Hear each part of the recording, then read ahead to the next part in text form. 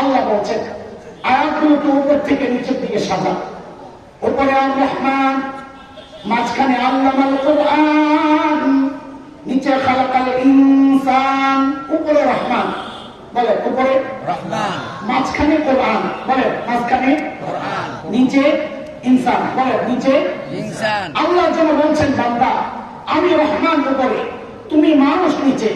আমি রহমানের রহমত যদি তুমি মানুষ পর্যন্ত আনতে চাও, তুমি মানুষ যদি আমার রহমানের সাথে যুক্ত সম্পৃক্ত হতে চাও, রাস্তা একটাই, দুনিয়ার কোন তন্ত্রে মন্ত্রে কাজ হবে না, দুনিয়ার কোন ইজম আর সিস্টেমে কাজ হবে না। রাস্তা একটাই, রহমান আর বান্দার মাঝখানে কোরআনকে ঢুকায় দাও। কোরআন আছে তো বান্দার সম্পর্ক রহমানের সাথে আছে, কোরআন থেকে বান্দা বিচ্ছিন্ন তো রহমান থেকে বিচ্ছিন্ন। এই খবর শয়তানের আসেনি, এই জন্য শয়তানের চূড়ান্ত টার্গেট হচ্ছে